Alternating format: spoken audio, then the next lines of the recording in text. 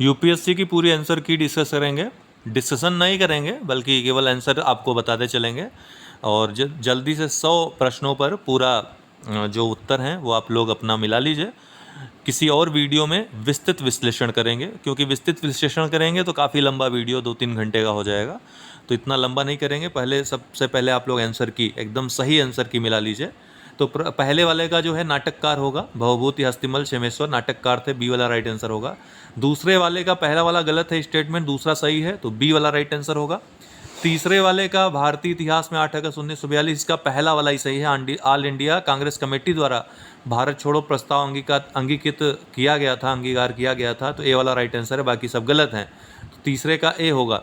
ठीक है, चौथा प्रश्न है, चौथे का सी वाला राइट आंसर होगा, मोहनदास करमचंद गांधी।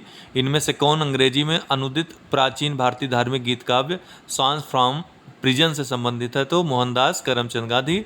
मध्यकालीन भारत के संदर्भ में निम्नलिखित में से कौन सा आकार की दृष्टि से आरोही क्रम में सही अनुक्रम है? ये एक बार पूछ भी चुका है किसी एग्जाम में, एनडीए या सीडीएस के किसी एग्जाम में पूछा है, मुझे याद नहीं आ रहा है। ये सेम टू सेम वही प्रश्न है, तो ए वाला राइट आंसर है, परगना, फिर सरकार और फिर सूबा। इनमें से कौन सेक्रेटरी के रूप में हिंदू फीमेल स्कूल से संबद्ध थे, जो बाद में बेथ्यून फीमेल स्कूल के नाम से जाना जाने लगा? तो छठे का सी वाला राइट आंसर होगा। इसीलिए कहा जाता है एनसीईआरटी जरूर आप पढ़िए, डायरेक्ट वहाँ से प्रश्न पूछे गए हैं। तो देव ईश्वरचंद विद्यासागर, छठे का सी वाला राइट आंसर होगा इसका। सातवां, औपनिवेशिक भारत के संदर्भ में शाहनवाज खान, प्रेम कुमार सहगल और गुरबख्श सिंह ढिल्लो याद किए जाते हैं। ये तो बहुत ईजी प्रश्न था, खासकर इतिहास वालों के लिए। आज़ाद हिंद फौज के अधिकारियों के रूप में इनको जाना जाता है, तो डी वाला राइट आंसर होगा, कोई इसमें शक ही नहीं है। भारतीय इतिहास के संदर्भ निम्नलिखित कथनों में से कौन से सही हैं? तो ये स्टेटमेंट है तीनों। आठवें का पहला और दूसरा सही है, तीसरा वाला गलत है। ठीक है, पहला दूसरा इसका सही होगा, ए वाला राइट आंसर है आठवें का। नौवां है, अजंता गुफाएं वाघोरा नदी की घाटी में स्थित हैं, सांची स्तूप चंबल नदी की घाटी में। नौवें में से कौन सा सही है पूछ रहा है, तो इनमें से केवल ए वाला सही है, अजंता गुफाएं वाघोरा नदी की घाटी में स्थित हैं। कई बार आपने इसको पढ़ा होगा, तो ए वाला राइट आंसर है। यूनिसेफ द्वारा 21 फरवरी को अंतर्राष्ट्रीय मातृभाषा दिवस घोषित किया गया, 10वां वाला जो है। और पाकिस्तान की संविधान सभा में मांग रखी गई कि राष्ट्रभाषाओं में बांग्ला को भी सम्मिलित किया जाए, तो 10वें का जो है बी वाला राइट आंसर है, केवल दूसरा वाला सही है, बाकी पहला वाला गलत है। मुरैना के समीप स्थित 64 योगिनी मंदिर के संदर्भ निम्नलिखित कथनों पर विचार कीजिए। 11वें का जो है, ये 4 स्टेटमेंट दिए हैं, इनमें से सी वाला राइट आंसर है, 1 और 4, पहला और चौथा स्टेटमेंट सही है, दूसरा तीसरा वाला गलत है, तो इसका लगा लीजिएगा, सी वाला राइट आंसर है। निम्नलिखित में से कौन सा प्राचीन नगर अपने उन्नत जल संचयन और प्रबंधन प्रणाली के, देखिए अभी हाल ही में इसको चूँकि दिया गया था 40वां ये बना स्थल, विश्व धरोहर स्थल, तो यहाँ से प्रश्न आना लाजमी था, लेकिन बड़ा सरल प्रश्न बनाया। 12वें का ए वाला राइट आंसर होगा। ठीक है, धौलावीरा। 13वां, 17वीं शताब्दी के पहले चतुर्थांश में निम्नलिखित में से कहाँ इंग्लिश ईस्ट इंडिया कंपनी का कारखाना या कारखाने स्थित थे? तो इंग्लिश ईस्ट इंडिया कंपनी का, ब्रिटिश ईस्ट इंडिया कंपनी की बात कर रहा है ये, 17वीं शताब्दी के पहले चतुर्थांश में। तो देखिए प्रश्न में दो चीज़ें हैं, पहले चतुर्थांश में और 17वीं शताब्दी में किसका इंग्लिश ईस्ट इंडिया कंपनी, 3 चीज़ें हैं। तो कहाँ कहाँ स्थित थे, तब तक कहाँ कर चुके थे? तो पहला, केवल भरूच में उस समय इनका कारखाना या कारखाने स्थित हैं, इनमें से केवल भरूच में, तो ए वाला राइट आंसर है। ठीक है, गुप्त वंश के पतन से लेकर आरंभिक 7वीं शताब्दी में हर्षवर्धन के उत्थान तक उत्तर भारत में निम्नलिखित में से किन राज्यों का शासन था? तो 14वां है, बहुत सारे शासक दिए हैं, तो इनमें जो है बी वाला रहा, 1, 3, 4, 6 होगा। ठीक है, 1 मगध के गुप्त, थानेसर के पुष्यभूति, ठीक है, और चौथा कन्नौज के मौखरी, और छठा वल्लभी के मैत्रक, तो बी वाला राइट आंसर होगा 14वें का। अगला चलेंगे 15वें का पुर्तगाली लेखक वाला, इसका राइट आंसर होगा डी। ठीक है, 1, 2, 3, 4 चारों ही सही हैं। ठीक है, तो विजयनगर की जो महिलाएं थीं बहुत सारे कार्यों में निपुण थी, ये चारों कार्य उसके अंतर्गत आते हैं, तो चारों। आंध्र प्रदेश में मदनपल्ली के संदर्भ निम्नलिखित में से कौन सा कथन सही नहीं है? तो 16वें का राइट आंसर होगा आपका सी, रविन्द्रनाथ टैगोर ने यहाँ राष्ट्रगान का बांग्ला से अंग्रेजी में अनुवाद किया। ये वाला कथन सही है, बाकी सभी सही नहीं है। 17वें का राइट आंसर होगा बुर्ज डी वाला, ठीक है। 2 और 3 इनमें से केवल दूसरा और तीसरा ये सुमेलित हैं। बुर्जहोम में जो गर्तावास है उसके लिए जाना जाता है, शैल के देव मंदिर नहीं है, तो ये इसका केवल डी वाला होगा। दूसरा तीसरा सही है।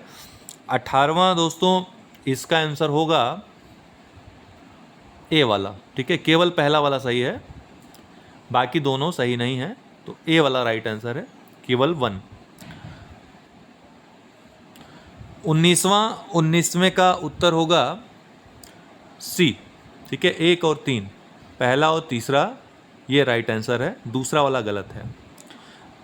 20वें का राइट आंसर है बी वाला, ठीक है, केवल 2।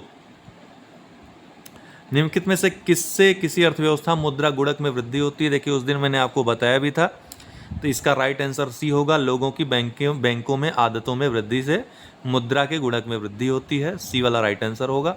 भारतीय अर्थव्यवस्था के संदर्भ में मांग प्रेरित मुद्रास्फीति या उसमें वृद्धि निम्नलिखित किन कारणों से होती है? ये भी मैंने आपको बताया था उस दिन, वीडियो जो देखा होगा बहुत आसानी से कर लिया होगा। तो 22वें का ए वाला राइट आंसर होगा, ठीक है। 1, 2 और 4 पहला, दूसरा और चौथा।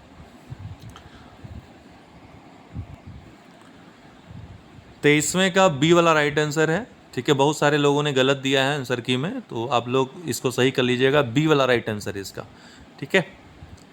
1 और पहला और दूसरा। वाटर क्रेडिट के संदर्भ में निम्नलिखित कथनों पर विचार कीजिए, तो इसका राइट आंसर होगा 24 का आपका सी, पहला और तीसरा, ठीक है। ये दोनों सही है, दूसरा वाला गलत है।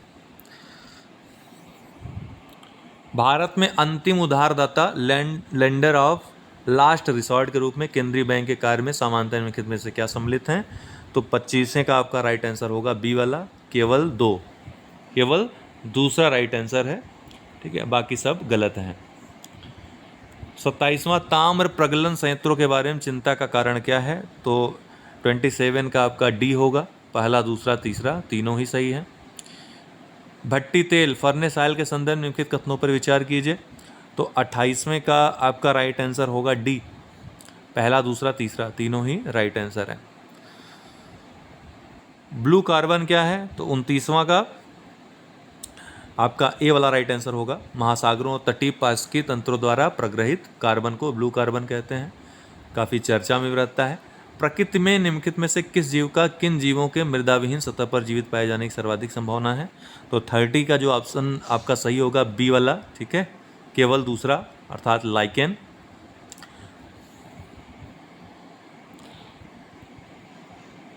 निम्नलिखित कथनों पर विचार कीजिए। 31, तो 31 का आपका होगा सी, पहला और तीसरा। 32 का आपका सही होगा डी वाला ऑप्शन, पहला, दूसरा और तीसरा, ठीक है, तीनों ही राइट आंसर है। 33 का बी वाला राइट आंसर सही है।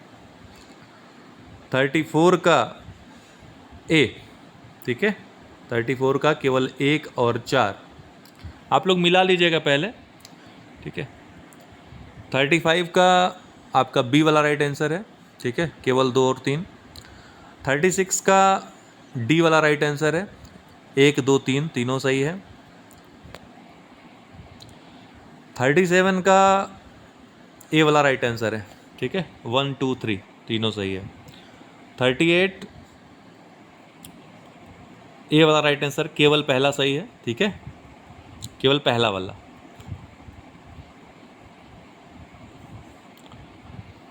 39 का डी वाला राइट आंसर है, कर अपवंचन कारण राजकोष में राजस्व की हानि। 40 का आंसर आपका होगा डी वाला, बजट घाटे के वित्तीयन के लिए नई मुद्रा का सृजन करना। 41 का आपका सी वाला राइट आंसर होगा, लेमन घास। जीवों के निम्नलिखित प्रकारों विचार कीजिए। कौन से जीव महासागरों की आहार श्रृंखलाओं के प्राथमिक उत्पादक हैं? तो 42 का आपका राइट आंसर होगा बी, दूसरा और तीसरा। निम्नलिखित प्राणियों पर विचार कीजिए, तो 43 का आपका ऑप्शन जो सही होगा डी वाला राइट आंसर होगा, पहला तीसरा। 44 का ए वाला राइट आंसर होगा, पहला दूसरा और चौथा। 45 प्रश्न नंबर 45 का डी वाला राइट आंसर है, ठीक है। 1 2 3 4 5 पाँचों ही सही हैं। निम्नलिखित में से कौन सा जीव निस्यंदक भोजी फिल्टर फीडर है, तो 46 का आपका सी वाला राइट आंसर होगा, सीप। निम्नलिखित जैव भू रासायनिक चक्रों में किसमें चट्टानों का अक्षय चक्र में प्रवेश करने वाले पोषक तत्व के निर्मुक्त होने का मुख्य स्रोत है, तो 47 का सी वाला राइट आंसर है, फास्फोरक चक्र में। ये तो आसान सा प्रश्न यूपीपीसीएस में पूछा जाता है। निम्नलिखित में से कौन से जीव अपर्दाहारी हैं, डेट्राइटिवोर हैं, तो 48 का सी वाला राइट आंसर है, पहला तीसरा और पांचवा। 49 का ए वाला राइट आंसर है, संपूर्ण विश्व में निर्माण कार्यों के कार्बन पदचिह्न का आकलन करने के लिए यूएनईपी द्वारा कार्बन कार्बन मैट्रिक को विकसित किया गया है। 50 का डी वाला राइट आंसर है, ठीक है, पहला दूसरा और तीसरा तीनों ही। 51 तेजी से थोड़ा और आगे बढ़ेंगे, आप लोग उद्विग्न हो रहे होंगे। 51 का बी राज्य के नीति निर्देशक तत्व, ठीक है, इसके अंतर्गत धन के केंद्रीकरण का उल्लंघन है, मतलब कि भारतीय संविधान के अंतर्गत धन के केंद्रीकरण का उल्लंघन कौन करता है, राज्य का नीति निर्देशक तत्व। यहाँ पे आर्थिक न्याय की अवधारणा निहित है, और जब आर्थिक न्याय की अवधारणा निहित है तो आर्थिक न्याय कहता ही है कि धन का केंद्रीकरण नहीं होना चाहिए। तो ये 51वें का बी वाला राइट आंसर होगा, इसमें बिल्कुल सोचना ही नहीं है। 52 का बी वाला राइट आंसर होगा, यह विधिक अधिकार है जो किसी भी व्यक्ति को, तो नागरिक कहीं भी नहीं दिया है, व्यक्ति ही दिया है, बी वाला राइट आंसर है।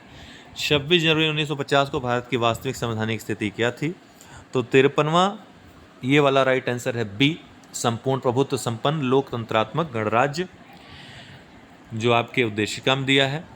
54वां 54 का आपका राइट आंसर होगा डी, कोई सरकार जो संविधान की सीमाओं में से परिबद्ध हो।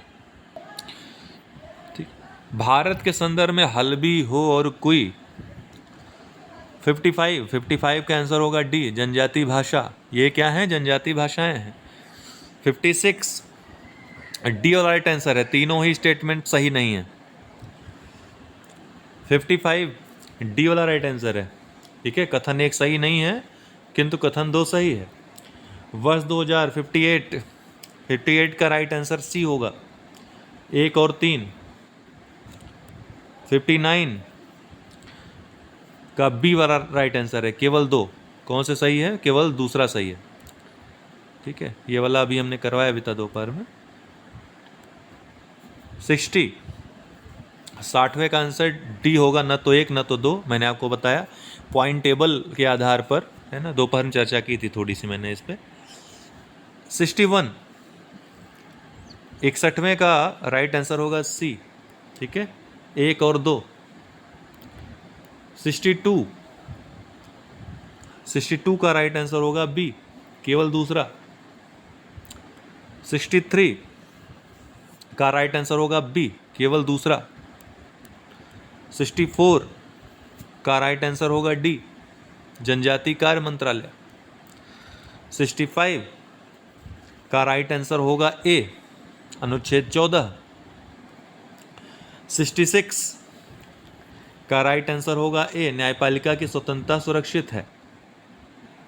तो इनमें से अनिवार्य विशेषताएं कई होती हैं, शक्तियों का बंटवारा होता है, लेकिन ऐसा कुछ दिया नहीं किसी और ऑप्शन में। तो यहाँ न्यायपालिका की स्वतंत्रता भी एक अनिवार्य विशेषता होती है संघीय स्वरूप की, तो 66वें का ए वाला राइट आंसर है। निम्नलिखित में से कौन राज्य शब्द को सर्वोत्तम रूप से परिभाषित करता है, इस पर भी हमने चर्चा दोपहर में की थी, तो इसमें बी वाला राइट आंसर है। बी वाला बहुत अच्छे से परिभाषित करता है, ए वाला भी करता है, लेकिन यहाँ पे सीमित दे दिया गया है, एक चीज़ निगेटिव दे दी गई थी, स्थायी रूप से निवास करना, ठीक है। तो यहाँ पर स्थायी रूप से निवास करने वाली बात वर्तमान के संदर्भ में वैश्वीकरण के युग में ये उचित नहीं प्रतीत होती है, बल्कि बी वाला एकदम राइट आंसर है। इसमें चारों विशेषताओं का वर्णन है, सरकार का भी है, जनसंख्या का भी है, भूभाग का भी है और संप्रभुता का भी वर्णन है, तो बी वाला राइट आंसर होगा। ये किसी का स्टेटमेंट भी लग रहा है। 68 का राइट आंसर सी होगा, पहला दूसरा दोनों। 69 का आपका ए वाला राइट आंसर होगा, केवल एक ए वाला राइट आंसर है, ठीक है, केवल एक वाला सही है, बाकी दोनों तो गलत हैं। ये भी हमने चर्चा किया था। 70वें का दोस्तों होगा डी वाला राइट आंसर, शक्तियों का पृथक्करण। इसमें स्वतंत्र न्यायपालिका भी निहित है, इसकी भी चर्चा की थी दोपहर वाले में। 71 चर्चा हम करेंगे इकट्ठा सबका। 71 का आपका सी वाला राइट आंसर होगा, 2 3 4। 72 का आपका बी वाला राइट आंसर होगा, केवल दूसरा। 73 का राइट आंसर सी होगा, ठीक है, 1 3 4। 74 का राइट आंसर होगा बी, विदरी ज्वालामुखी चट्टान, बी वाला राइट आंसर होगा। पुनः संयोजित या रिकॉम्बिनेंट वाला 75 वाला सी वाला राइट आंसर होगा, 1 और 2 दोनों। 76 का राइट आंसर होगा बी, ठीक है, केवल 2। 77 का राइट आंसर होगा बी। 78 का राइट आंसर होगा ए, 1 2। 79 का राइट आंसर होगा ए, 1 2। 80 का राइट आंसर होगा बी, केवल 2। 81 का राइट आंसर होगा बी, 1 2 4। 82 का राइट आंसर है बी, ठीक है, ये 2 और 3। 83 का राइट आंसर है डी, सतलुज। 84 का राइट आंसर है डी, लवड़ झील। 85 का राइट आंसर है ए, 1 और 2। 86 का राइट आंसर है बी, 2 और 3। 87 का राइट आंसर है ए, गन्ना। 88 का राइट आंसर है ए, केवल 1। 89 का राइट आंसर है डी, 1 2 3। 90 का राइट आंसर है डी, उष्णकटिबंधीय वर्षावन। 91 का राइट आंसर है ए, इसकी प्रकृति द्विध्रुवीय है। 92 का राइट आंसर है 92 का राइट आंसर है सी, ठीक है, 1 और 3। 93 का राइट आंसर है डी। 94 का राइट आंसर होगा बी, पॉलीकार्बोनेट। 95 का राइट आंसर होगा डी। 96 का राइट आंसर होगा डी। 97 का राइट आंसर होगा ए, पहला, केवल 1। 98 का राइट आंसर होगा डी, न तो 1 न तो 2, दोनों ही गलत हैं। 99 का राइट आंसर होगा सी, अनुच्छेद 21। और 100वें का राइट आंसर होगा ए, केवल 1, ठीक है। तो ये आपकी पूरे आंसर की रही। ये किसी बालक ने भेजा था मुझको, लेकिन इसमें किसी कोचिंग वाले ने अपना लोगो लगा दिया था। ये अच्छी बात नहीं है। सरकारी प्रश्न पत्र पे कम से कम अपना लोगो लगाने से बचना चाहिए कोचिंग संस्थानों को, लेकिन क्या किया जा सकता है, प्रचार तंत्र भी भ्रष्ट तंत्र में तब्दील होता जा रहा है। फिलहाल आपको आंसर की जो मैंने बताई है ये मेरे अनुसार 100% सही है। दूसरी बात है, इनको अच्छी तरीके से दोबारा तिबारा मिलाया गया है। हो सकता है कि 2-3 प्रश्न डिफ़र करे, और यूपीएससी की जब आंसर की आती है तो कोई भी आंसर की हो उसमें 2 3 4 प्रश्न, यहाँ तक कि बड़ी बड़ी कोचिंग संस्थानों के 5-6 प्रश्न तक डिफ़र करते हैं, आंसर डिफ़र करते हैं। फिर भी इस बार का जो पेपर है इतना ज़्यादा उलझाने वाला नहीं है। अगर बेसिक कॉन्सेप्ट आपके क्लियर हैं, थोड़ा सोचने की क्षमता है, परिभाषाएं सही से पढ़ी हैं आपने, बेसिक लेवल अगर स्ट्रांग है आपका, एनसीईआरटी पुस्तकें या फिर कोई भी बेसिक पुस्तक जो भी आप पढ़ो, जरूरी नहीं एनसीईआरटी, बेसिक पुस्तकें सभी प्रकार के, चाहे यूपी बोर्ड हो, एनसीईआरटी हो, आईसीएसई हो, कोई भी परीक्षाएं हो, कोई भी बोर्ड हो, सीबीएसई बोर्ड की किताबें हैं, सब बेसिक बुक्स हो सकती हैं। कॉन्सेप्ट क्लियर है अगर आपका, तो कभी भी जो कॉन्सेप्चुअल प्रश्न पूछे हैं मैक्सिमम बड़े अच्छे प्रश्न हैं, तो ईजिली आप क्वालिफाई हो जाओगे। बहुत ज़्यादा करंट अफेयर्स, बहुत ज़्यादा योजना, कुरुक्षेत्र, ये सब पढ़ने का फ़ायदा उतना है नहीं। हाँ, उससे आपको मेंस में और कॉन्सेप्ट डेवलप करने में, प्रीलिम्स में भी मदद मिलती है, ऐसी बात नहीं, इसीलिए पढ़ना चाहिए ही। लेकिन उससे डायरेक्ट कोई फ़ायदा मिले ऐसा सोच के कभी नहीं जाना चाहिए। है ना, वो जो निशान लगाते हैं, हाईलाइट कर देते हैं, उससे कोई मतलब है नहीं, क्योंकि यहाँ पे कॉन्सेप्ट की सारी चीज़ें हैं, है ना। फैक्ट भी हैं, वो भी कॉन्सेप्ट अगर क्लियर है तो आप इजीली वहाँ पर उसको टैकल कर लोगे। इस बार का प्रश्न पत्र पिछले बार के प्रश्न पत्र की तुलना में थोड़ा सा सरल है। पिछले बार की प्रश्न पत्र से अगर तुलना करें, हिस्ट्री वगैरह के प्रश्न यहाँ पे थोड़े से ईजी पूछे हैं इस बार पिछली बार की तुलना में। और भी प्रश्नों का अगर देखें तो इसमें कुछ प्रश्न डायरेक्ट आए हैं, ठीक है। तो इस मामले में अगर देखें तो पिछली बार की तुलना में थोड़ा पेपर सिंपल बनाया गया है, लेकिन पेपर का स्तर वैसा ही है जैसा यूपी से क्या रहता है। जो मजाक में लिया होगा, ज़्यादा मार दिया होगा, वो चला जाएगा नेगेटिव मार्किंग में। तो इस चीज़ को थोड़ा सा ललचाता है यूपीएससी हर बार। इस बार थोड़ा लालच दिया है ज़्यादा, तो जब लालच ज़्यादा देगा तो फिर वहाँ पर तबाही ज़्यादा आती है। तो कोई कितना भी कह रहा हो, लेकिन अभी आंसर की से जब मिलाएगा तो उसको समझ में आएगा अपनी स्थिति क्या है। इससे घबराने की आवश्यकता नहीं है। नेक्स्ट बार आपको थोड़ा सा ध्यान देना है, कॉन्सेप्ट क्लियर करके जाना है हमेशा। जब भी एग्ज़ाम में बैठिए, यूपी पीसीएस हो, यूपी पीसीएस खैर अलग चीज़ है, यहाँ पैटर्न अलग है। यहाँ फैक्ट अगर पढ़ेंगे नहीं, रटेंगे नहीं, कितना भी कॉन्सेप्ट क्लियर रहे, कितना भी विद्वान रहे, विद्वत्ता यहाँ पे नहीं चलेगी। यहाँ पे आपका फैक्ट चलेगा प्रीलिम्स में। और कट ऑफ यूपीएससी का फ्लक्चुएट भी उसी अनुसार करता है। इस बार कट ऑफ थोड़ी सी हाई रहेगी, ठीक है। तो 95 जो लोग हैं, 95 और 95 प्लस, ठीक है, वो सेफ़ हैं मेरे अनुसार।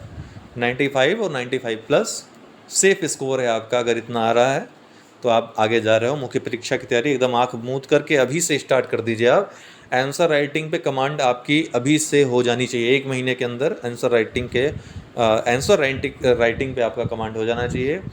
अगर आप आंसर राइटिंग कोर्स ज्वाइन करना चाहते हैं हमारे यहाँ, तो 24 अक्टूबर के बाद से पीसीएस का स्टार्ट होगा आंसर राइटिंग कोर्स, ठीक है। साथ साथ यूपीएससी के लिए भी आंसर राइटिंग हमारा प्रोग्राम जारी हो जाएगा 24 अक्टूबर के बाद। तो आप संपर्क कर सकते हैं। विधिवत आंसर राइटिंग आपको जो भी चीज़ें हैं, पॉइंट वाइज डिस्कशन, ठीक है, आपको कौन से टर्म्स यूज़ करने हैं, कीवर्ड्स क्या क्या आपको यूज़ करने हैं, सब आपको बताया जाएगा। अगर आप पहले से यूज़ करते आए हैं तो कोई बात नहीं, प्रैक्टिस आप अच्छे से कर लीजिएगा, ठीक है। तो ये रही आपके आंसर की, आप मिला लीजिए और बताइएगा आपका स्कोर क्या रहा। व्हाट्सअप नंबर 9453775039 है। नीचे डिस्क्रिप्शन बॉक्स में भी दिया हुआ है, कमेंट बॉक्स में भी दे रहा हूँ।